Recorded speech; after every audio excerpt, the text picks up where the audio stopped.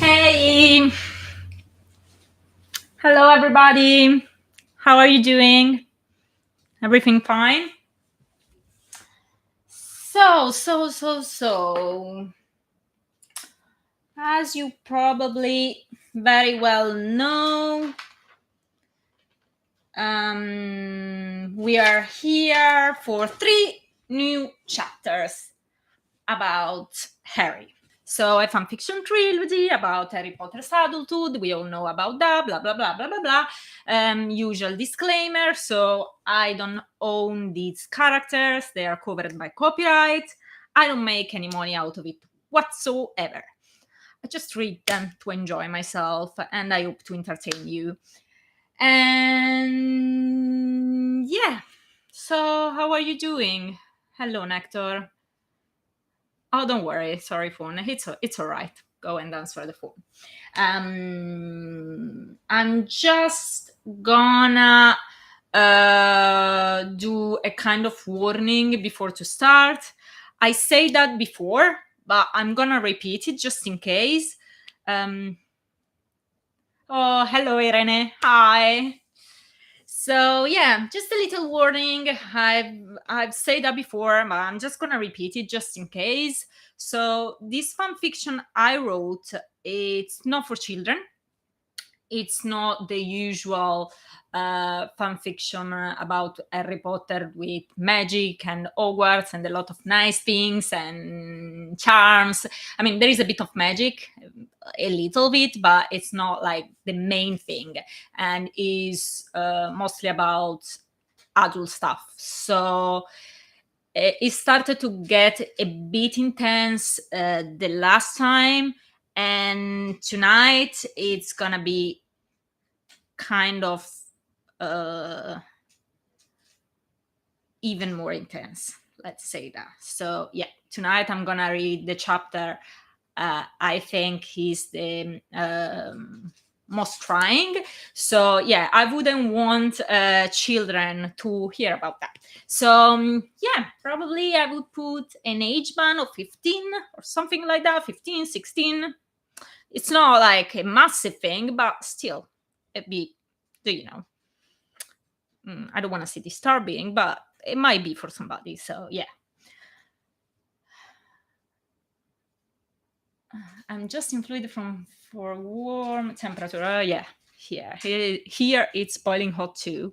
So I kind of gave up tonight and I switched on the air conditioning because I need to keep the window closed for like lights, and it was just too hot. So air conditioning tonight. So yeah, I was saying, so yeah, not for children, not that much magic, is more about adult stuff. And yeah, I guess we can do a little recap. So yeah, I'm not just gonna say everything, you know that already if you are here. Just we left Harry and Ginny kind of gonna say devastated because Lily just died, and it's Ron that by accident killed her. So that makes everything worse. And yeah, Harry kind of almost killed Ron, and yeah, he went to the funeral and he didn't react well at all, and basically he destroyed half of the kitchen, and he kind of inflicted himself some bounds. He cut himself, and he scared Ginny and the kids very much and left the house in this very awful mood. Poor him, poor guy. I guess we can all understand him. So yeah, 3 chapters tonight, which are 16, 17, and 18. And I guess we can start. Let me drink a bit of water. Surely my cat is gonna come to say hello for sure because there is the air conditioning on, so it's better to stay inside than outside. So we will expect him sooner or later tonight. Okay, let's go.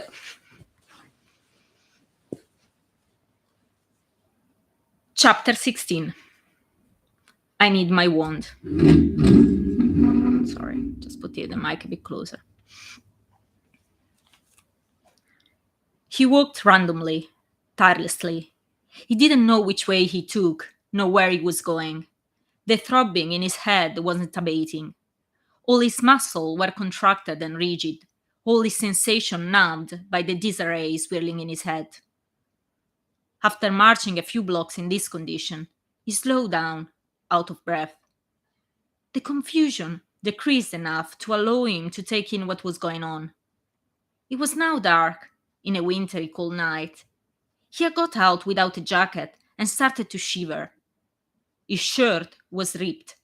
The cuts he had inflicted himself were losing blood that needed to be stopped somehow, and his right hand was pulsating. 2 fingers were painful and stiff. He didn't know where he was, lost in London's maze, made of council houses and dingy alleys, without a wand, vulnerable. There was a pharmacy not far, and he got inside. The white light blinded him for a moment, and his body started shaking once the muscle relaxed in the warmth of the shop. Behind the counter, a bald old muggle with round glasses was stocking some shelves, giving him his back. When he turned to serve him, he gaped. Harry's appearance was wild and disheveled. "I've been assaulted. I need some bandages," Harry explained flatly. "My dear boy, you need to go to the hospital," the old man replied, alarmed.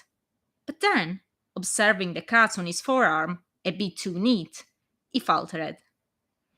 "They seem like glass cuts to me," he added, as doubt was taking the place of alarm. He opened his mouth to ask for an elucidation, but Harry interrupted him. "I've been assaulted and I need some bandages," he repeated aggressively, thrusting a 12-pound note on the counter. The old man, growing afraid by his behavior, disappeared quickly in the back and returned with what was asked, avoiding any other exchange. Taking the merchandise, he left the shop. He clumsily wrapped his arm tightly, while the cold was biting on his skin again, causing violent tremble. There could have been many possible ways to right the situation with a wand, but without, not many. Not with the mind so foggy as he was at that moment. He didn't give him any other option but to return home. And he complied, all his reasoning powers debilitated.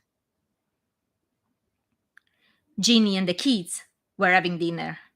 He wasn't registering well what was happening around him yet, not even that the kitchen was back in order. He just needed a wand. "I need your wand," he said to Ginny. "Harry, what?" Ginny asked, alarmed, seeing his shirt and the bandages popping out from it. "I need your wand, I said!" he shouted aggressively. Ginny winced, her eyes widening in fright. The kids were frozen in terror, their gaze darting from one to the other. "It's on my bedside table," she murmured, leaning against the table for support. He was gone from the kitchen as soon as he got the answer, shutting himself in the room. And with Ginny's wand, he started to pronounce incantations to heal the cuts on his forearm. He tried his best on his hand, but it was more difficult, not knowing exactly what was wrong in it. Going to San Mango's was out of the question, however. The idea to meet or to speak with anybody was unbearable. He tried a few spells, and, in the end, he managed to open and close his hand without pain. It was enough.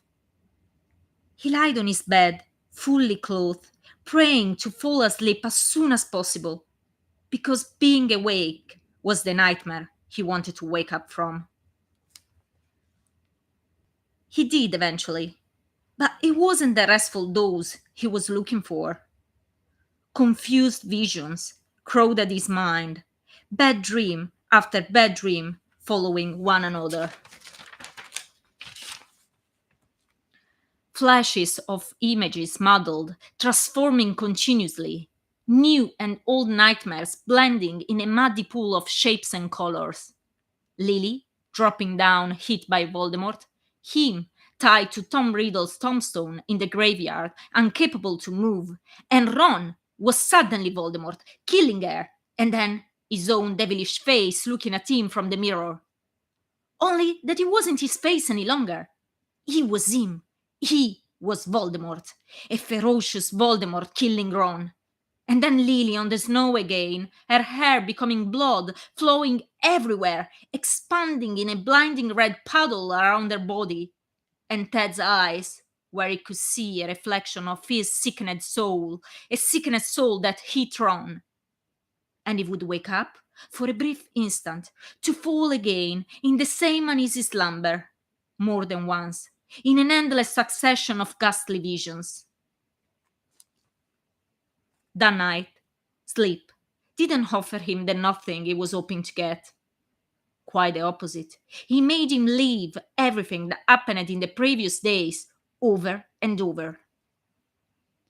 He didn't wake up rested, but exhausted, more so than when he went to sleep. He hadn't screamed as he had done in the past when having his nightmares. Ginny would have woken him up. She would have soothed him. But Ginny hadn't slept there at all.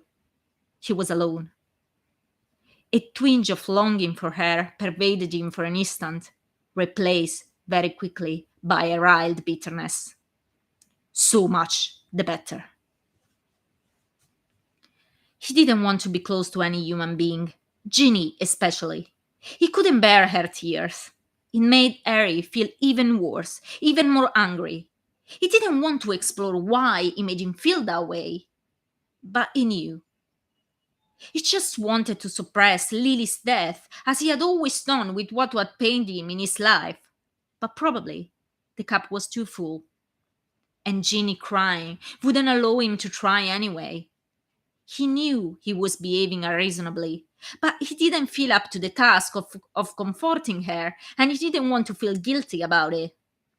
His hands were full already, trying to master the fury inside him. She had been in the room, though. He was covered with a blanket, and her wand had disappeared. She probably didn't trust him with it. He considered his options. He could have gone to Shell Cottage to retrieve his own, but it would have meant to see the spot where Lily had died again, and he couldn't bring himself to it. He must get out, however, in an impulse to escape his family full of needs he couldn't satisfy. He needed to be alone. Going to work was the best solution. Hardly anybody would be in the office on the 27th of December. It would have been safe and quiet. Ginny was waiting for him downstairs. "Where are you going?" she asked, observing him putting his jacket on. "To work," he answered shortly. "It's the 27th of December." He didn't reply and made to the door. "Harry!" She followed and tried to stop him reaching out, but his reflexes were good. He caught her wrist before she could touch him. He was so thin and fragile. He felt he could have broken easily if he wanted to.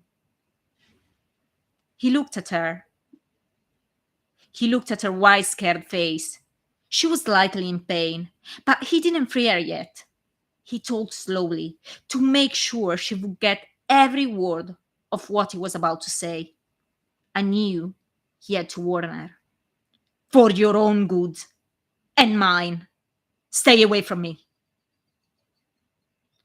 The simple contact with her skin was triggering something vicious in him. His dangerous new self was begging to be unleashed. It must be controlled. He gathered all his strength and released her. split second later, he was out in the drizzling street of London, walking as fast as he could to distance himself from the house, not to hurt her. As he had foreseen, the ministry was almost empty. Only a few people were there. Nobody tried to get close to him, probably seeing from his expression or out of sensitivity that it wasn't the right thing to do. He could see from the pity on their face that they knew, though.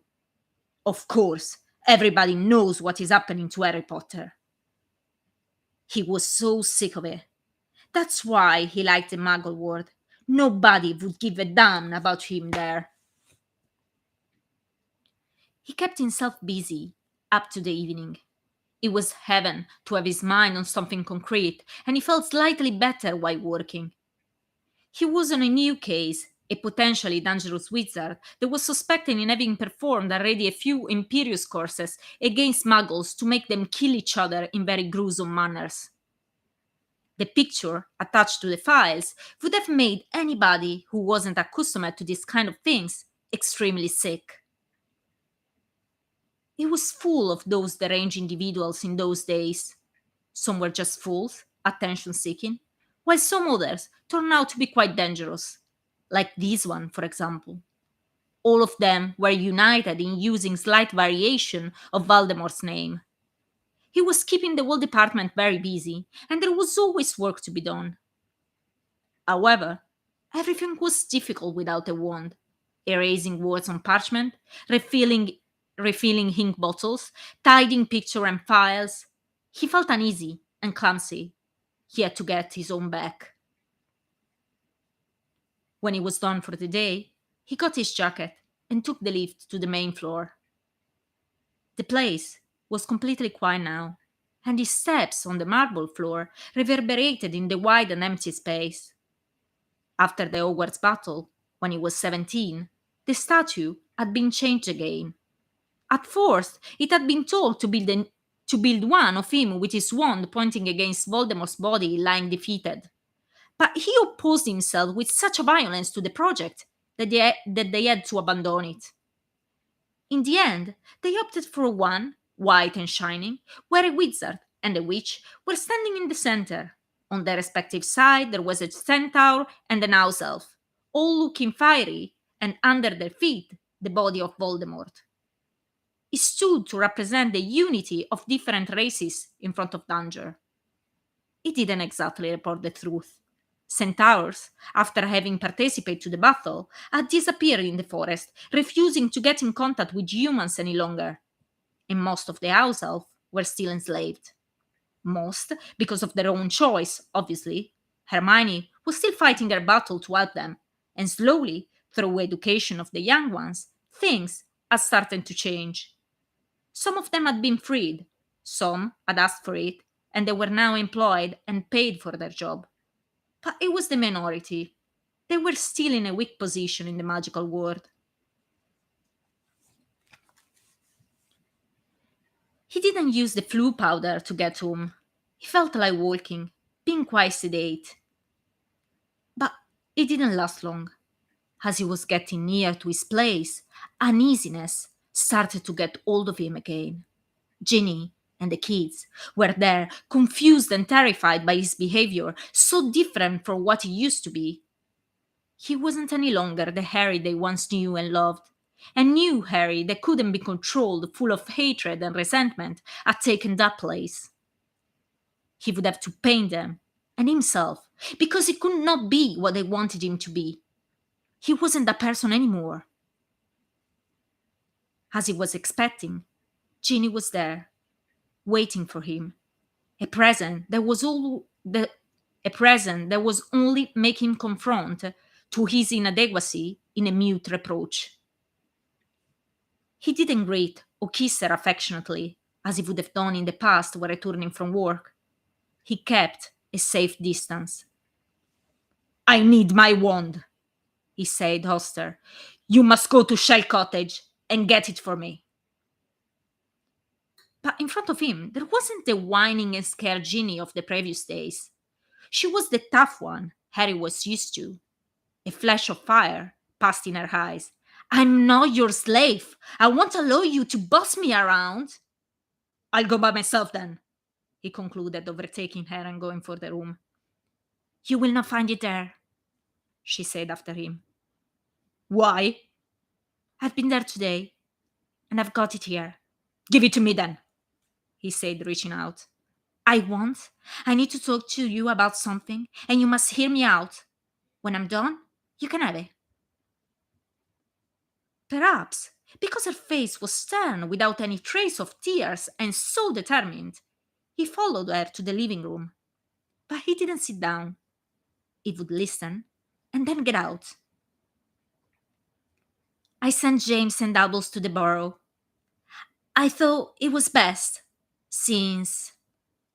She didn't complete the sentence, but he could complete it for her. Since I'm behaving insane and I'm positively dangerous. He didn't say it aloud and waited for the rest. Surely she wasn't bothering him only for this. After a few seconds of silence, however, irritated by it, he urged her. Are you waiting for my approval or what? She shook her head, losing her confidence.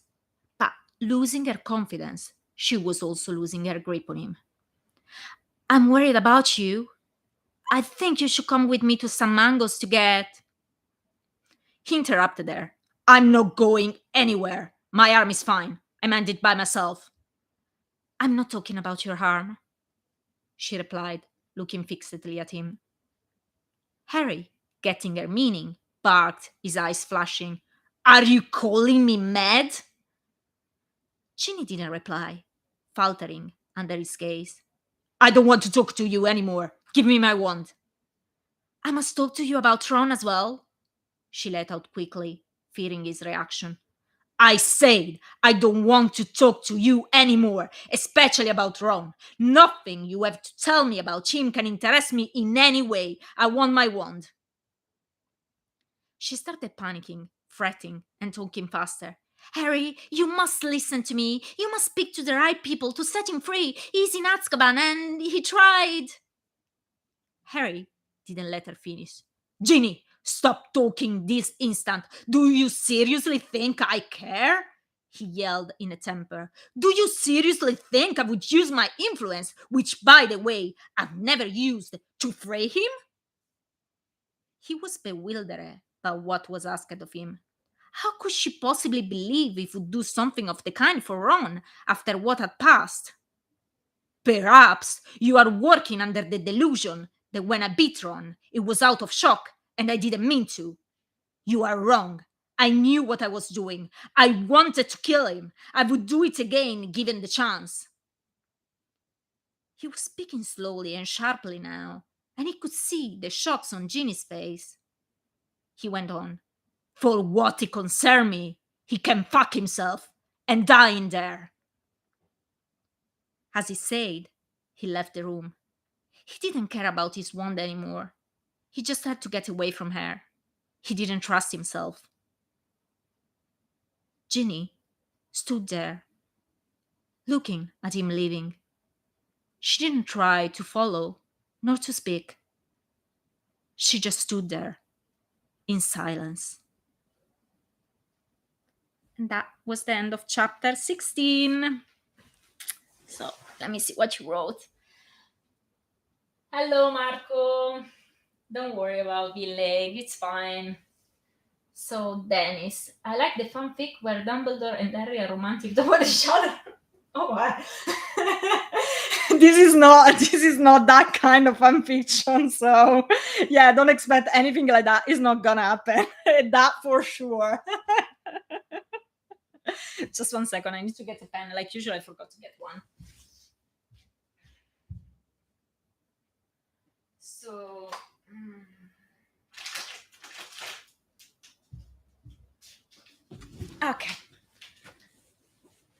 okay, so yeah, we got this chapter. I got my pen, so if I found some mistake, I can correct them.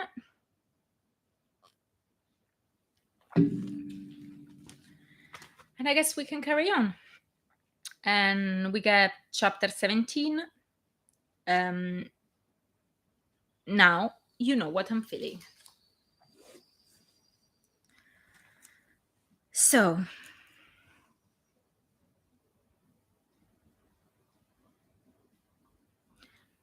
that night he woke up. I'm sorry. That night he woke up thirsty. Ginny was still sleeping somewhere else in the house. Harry didn't know where, but probably in Lily's room, a place he was avoiding with care. Going down the stairs, he heard voices coming from the kitchen. He softened his steps not to make any noise and stopped beside the threshold to listen.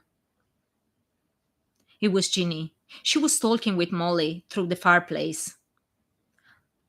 I know, but I don't know what to do. She was speaking under her voice, her tone anxious, and she was crying. She's always crying now.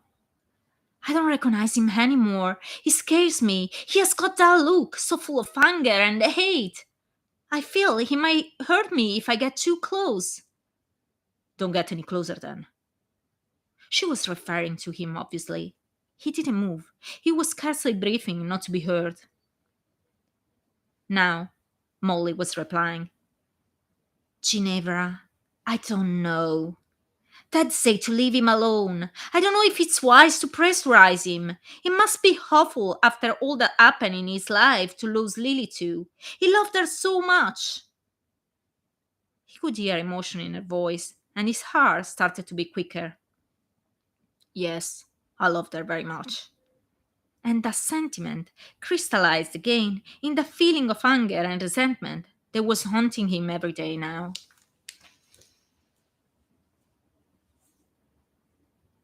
I cannot watch him going through this and do nothing. I cannot. He didn't hit anything since it happened. I have no idea how he can still stand. And then, he's still wearing the same clothes as the funeral.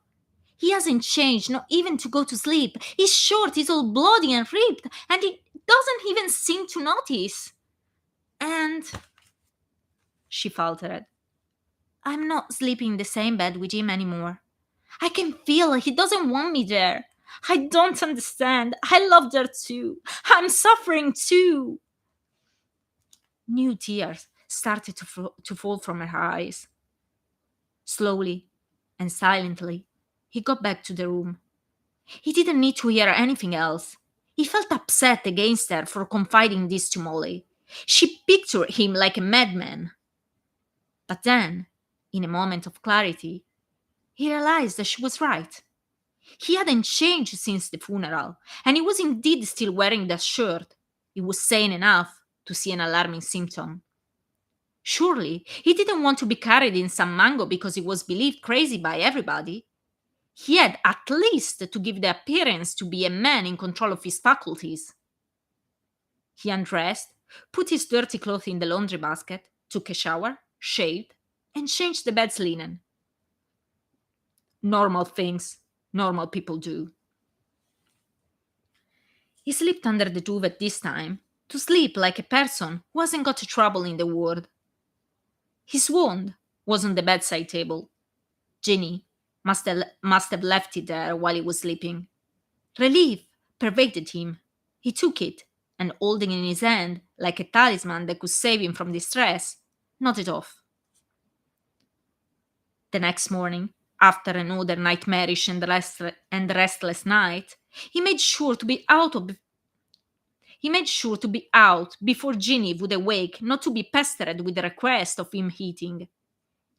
He knew it was already days since the last time he ate, but he still wasn't hungry, and he wouldn't force himself to do it. Another day was spent quietly at work in the silence of the empty ministry. He felt tempted to spend the night there. There was a sofa, and it happened before, when he had to stay late, to use it. But he thought how worried Ginny would have been, and despite his new self kind of relished in the idea of hurting her, the old Harry prevailed, and, with a heavy heart, he started to get back. Ginny wasn't waiting for him at the door this time, and he was glad. Perhaps she finally understood he wanted to be left alone. He got to the room and sat on the bed limply, taking his head in his hands. He was tired, so completely and overwhelmingly tired. How long is this going to last? Is it going to be like this forever?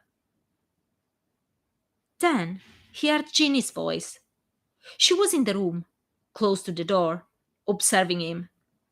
She had a determined expression. "I want you to eat something," she said. "I'm not hungry," he replied, hoping she would go away. "It's 4 days you are not eating. You must have something." "I ate something at work," he lied. "I know you didn't." "Ginny, please leave me alone," he begged her, trying to keep the irritation ready to spurt out under control. She didn't say anything, but didn't leave, staring at him. Tears started to pour from her eyes. The annoyance took possession of him immediately. "Ginny, do me a favor and stop crying for heaven's sake," he said harshly. How could she not understand the tears just enraged him more? "Why are you behaving this way?" she said, sobbing. "Why?" He looked at her, exasperated. "What do you think? Does nothing come to your mind that happened on Christmas Day?" he asked nastily. "I know you are suffering, but I'm suffering too." In hearing this, he stood up, fury getting hold of him. The pounding in his head reawakened straight away, deafening. "You are suffering?" he asked, advancing on her menacingly. She nodded and backed up against the wall, scared. He got in front of her, very close. "You are suffering?" he shouted, slamming a hand on the wall just a few inches from her face. She flinched and stopped to cry instantly, terrified. "Let me explain something to you. I had to go through this over and over and over in my life. I have seen people dying around me more than I can count. I had to live with this all these years. And now it happened again. And I've never loved anybody as I loved Lily." He bowed. He bowed to have her face in front of his own, to be able to look straight into her eyes, just a few inches from each other. His voice was almost a growl. His eyes full of that anger he felt, pointing on her. "And now you come here and you tell me that you are suffering? Think better. You don't know what suffering means. You have no clue of what's happening inside me." He stepped away, his head throbbing harder than ever. He had to get away from her before something unpleasant happened. A sob escaped her. She didn't realize how dangerous he was at that moment.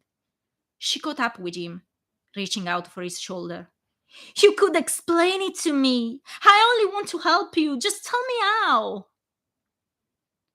At being touched, his fury exploded. Everything was blurred in front of his eyes. He didn't want to be touched. He knew that something nasty would have happened. He had warned her, and she hadn't listened. Now she had to pay the consequences of it. He turned and got her wrist, clenching it and twisting it, this time with force. "Do you want to understand? Do you want to help me?" he growled again.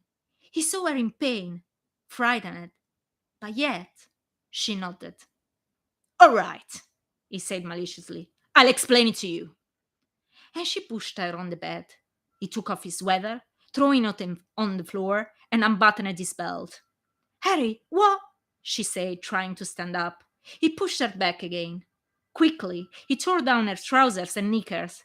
She was alarmed now. She struggled, trying to stop him, tears in her eyes. "Harry, please don't!"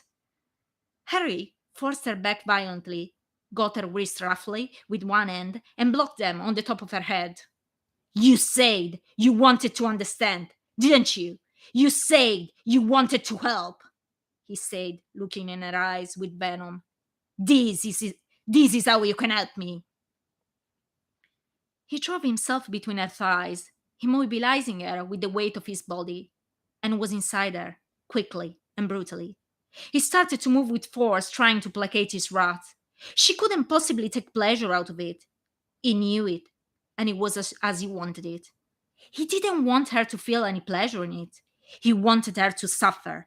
He wanted her to share what he was feeling inside. Powerlessness. Powerlessness in front of something so much stronger than you. Pain. Pain that doesn't matter how hard you fight, will subdue you. And devastation. That was all it was left in him. She didn't struggle. She didn't try to free herself. She submitted passively, tears filling her hollow eyes, to what he was doing. Harry kept going until he could resist no longer. The culminating moment came, impetuously, extinguishing the fury that was raging in him in a last poisonous thought. Now, you know what I'm feeling. And then, he was empty of all emotions.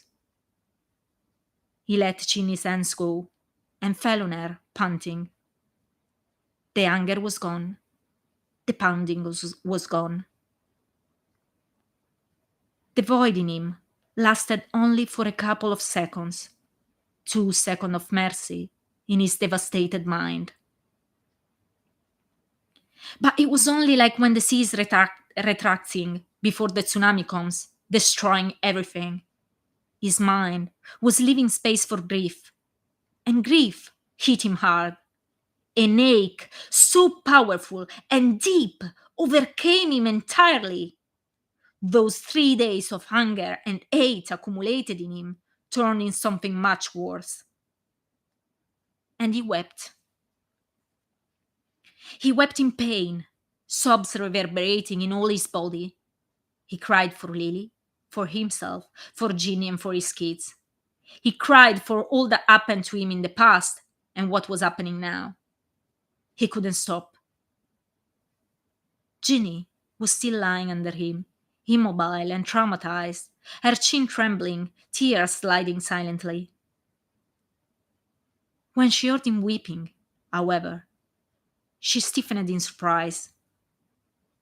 Slowly, she encircled him with her arms, embracing him tightly, and kissed his head. Harry cried, until he hadn't any tears left. They cleaned his mind from for all that had tormented him. When they stopped, he was quiet and empty again, exhausted. Ginny slipped from under him and cuddled him lovingly. He felt like he had been sick for a very long time, weakened by an illness.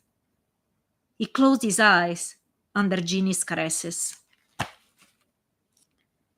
Caresses he didn't deserve, a love he didn't deserve.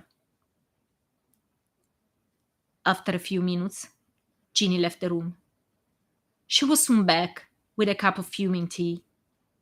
She kneeled on the floor beside him. Drink this. It will make you feel better. He didn't take the cup and looked at her. Her pale face was illuminated by the moon's light coming from the window. The curve of her neck looked like it was painted. Her skin, smooth and fair.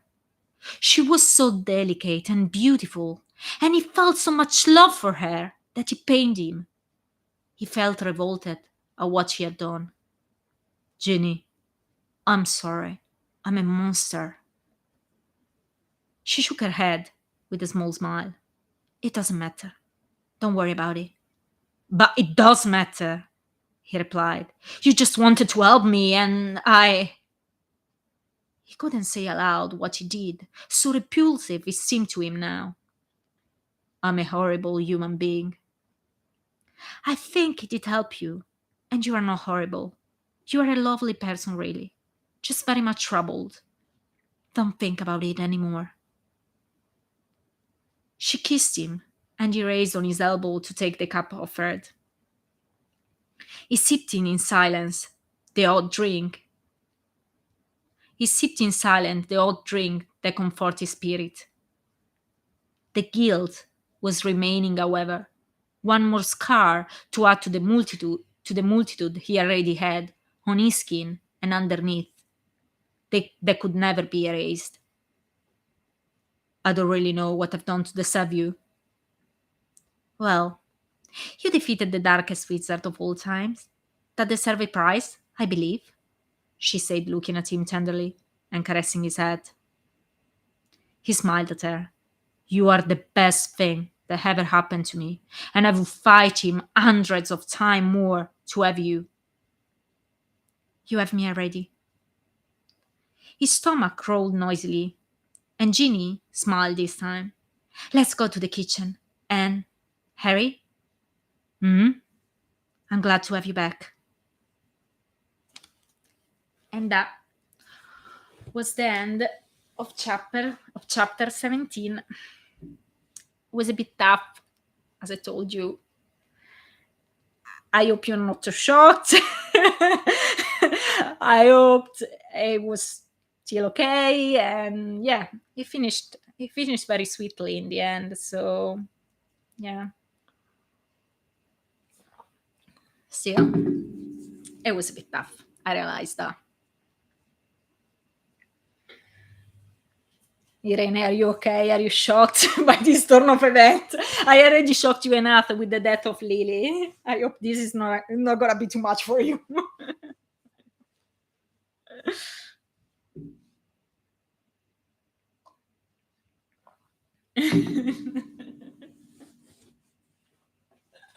Oh well. So sorry for Ginny. Yeah, no. Almost 2 days ago, still shocked. Yeah, we are sorry for Ginny. But in a way, I kind of feel sorry for Harry too. Because yeah, I guess what hit of this chapter is like the physical violence, but there is a lot of mental violence too. Why do women always have to bear men's problems? Yeah, good question. Why? But yeah, this is how it is, isn't it? This is how it is. I mean, it's women that have to bear men's problems, and it's thanks to us if they can cope with this kind of situation. I mean, it thanks to Ginny. If in the end Harry recovered otherwise, he would have, how can I say, he would have been stuck in his hunger for who knows how long, and maybe he would never got out of it, and or maybe he would have done something much worse than that. So yeah, I guess it's thanks to Ginny if Harry got out of it. And yeah, as I was saying, I mean, I feel sorry for Harry because yeah, what he was doing to her is what he felt in his mind. So yeah, it's kind of tough in both ways because I guess in traumatized mind there is, even if Harry is a good person after all, a very good person, I believe, there is still so much wrong in his head that it can turn out very badly, and it torments him quite a lot. Um, yeah. So I guess still it was everything in there, and it was just waiting to come out, and it did come out in this horrible way. But yeah, they were both suffering a lot.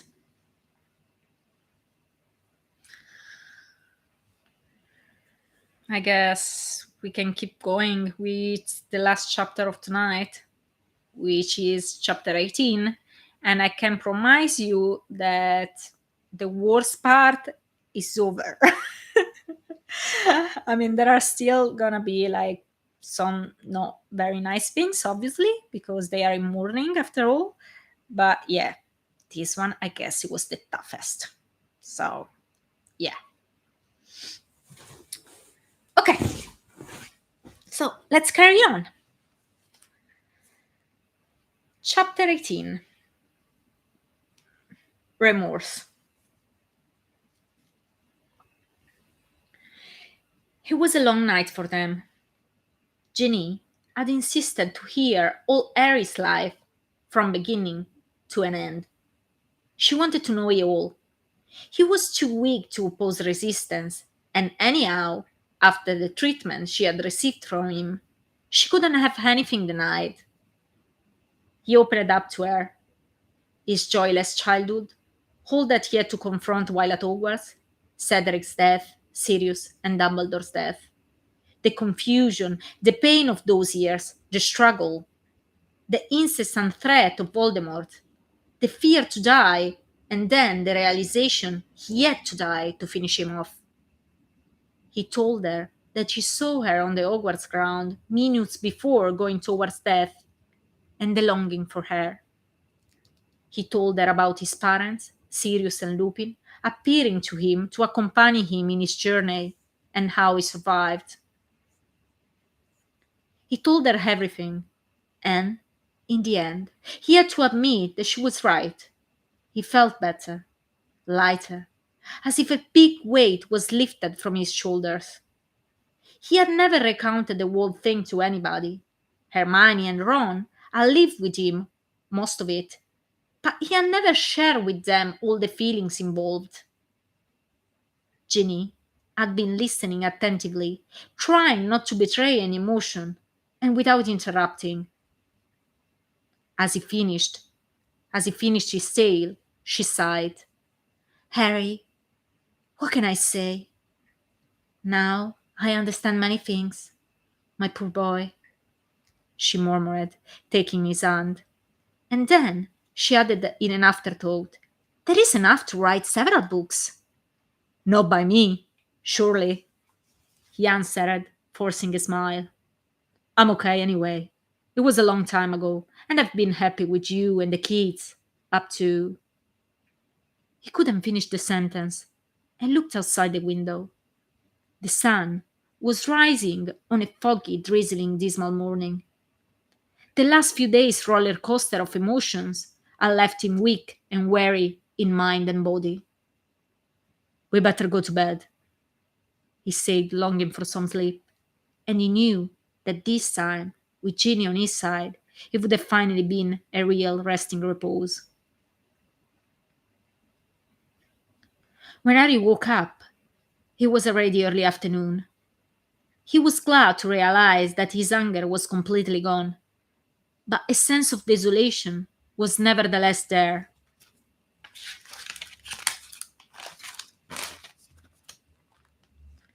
He watched Ginny, still sleeping, her chest moving up and down slowly.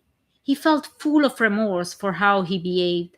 She was already struggling with Lily's death, and she had to deal with the dangerous beast in the house and two kids who needed parents more than ever. It mustn't have been easy for her.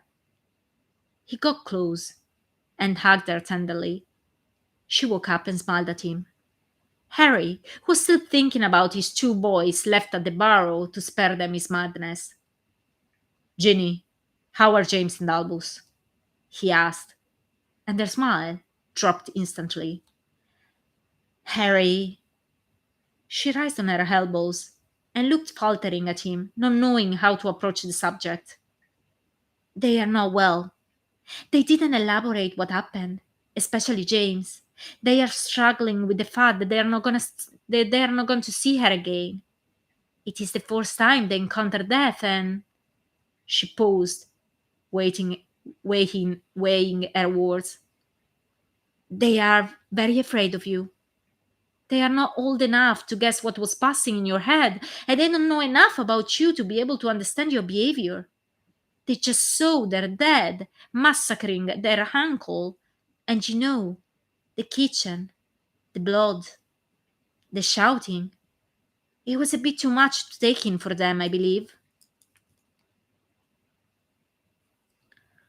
She paused, and seeing his desolate expression, she added, Mom and Dad are taking care of them now, and they are feeling in a bit about you so they can understand better.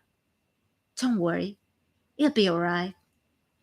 This is all my fault. I've done it all wrong. I'm an appalling father. It was from me they had to hear about me, Harry said downcast, remembering what Hermione shared with him just a few days before. He wanted to spare them his past. He didn't want them to have to reflect about death or sorrow. He wanted to protect them. But he was wrong. They needed to know in order to understand better. He would have given them the tools to deal with what was happening now, and he didn't. She caressed him. You are not. You are a very good father, and you can see it from how they are growing up to be. You acted based on what you thought was best for them, and we are all humans. Nobody is expecting you to be perfect. She kissed him tenderly. I'm going to have a shower now. As she got up from bed, she made a grimace. What's wrong? Harry asked, perceiving it. Nothing, she replied. My muscles are a bit sore. And she disappeared in the bathroom. Harry lay in bed a few moments more, deep in reflection about his boys. He didn't want them to be afraid of him. He had to fix that somehow. But how? He showed all his family the worst in him, and he couldn't expect from the kids the same compassion and forgiveness that Ginny showed him. He stood up and made to the bathroom to wash his face in an attempt to clear his mind. As he entered, Ginny, just out of the shower, covered herself hastily with the towel, blurting out, No, Harry, don't get inside. But he was already there. What's the matter? He asked, baffled. It's not the first time I'd see you naked. And then he noticed her wrists. They were covered with reddish, tending on violet marks, bruises. What? He asked, taking one of them, examining it, trying to understand where those contusions came from. And suddenly, in a horrible revelatory moment, it jumped on him. He took the towel away from a from he took the towel away from a re- of from oh I'm sorry. He took the towel away from her reluctant hands. The internal side of her thighs were covered with the same ugly bruises. He felt immediately sick. Is he asked tentatively. Was it me? Ginny didn't answer. She took back the towel from him and adjusted around her. Harry was horror struck. What kind of piece of shit I am! He uttered aghast under his breath. Harry, I told you not to worry about it. It's nothing. Nothing? He said, vexed. Do you call this nothing? Taking one of her wrists and raising it under her eyes. I could be arrested for this. He rubbed his face in disbelief. Okay, all right. You go to bed and stay there. We have a book somewhere on how to deal with minor injuries, and I'm sure there is something about bruises. I'll look it up and I will be back. He rushed out looking for it, cursing himself. He hadn't, until that moment, fully realized his brutality toward her, toward the woman I declared to love. Harry felt scared of himself. There was really an evil self harbored in him, ready to spring out, and he hadn't been able to control it.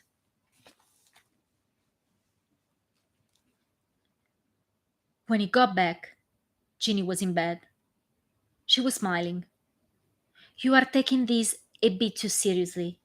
They are just bruises. He scolded. Ginny, you know very well they are not just bruises. He took his wand, and with the book in the other hand, he tried the incantation on the right wrist. It worked amazingly. In a few seconds, he was completely absorbed. I cannot believe I've done this to you, he said, doing the left one. I deserve to be beaten mercilessly. Take away the duvet, I'll do your legs. And doing them, you can ask me anything, and I'll do it, no matter what.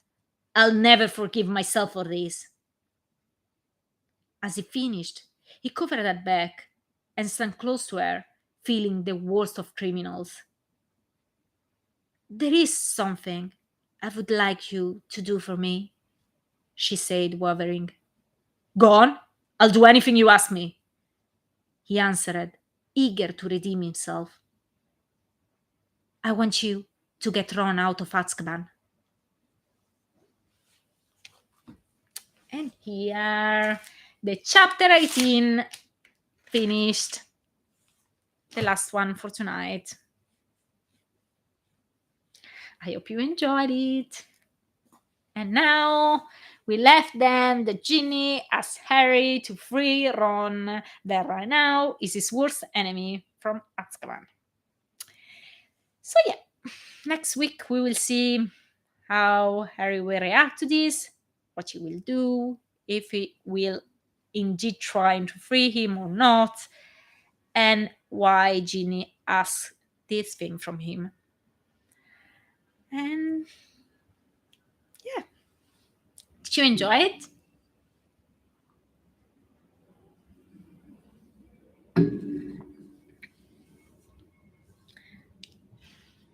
Don't worry, it's fine. And now my cat is coming closer and closer.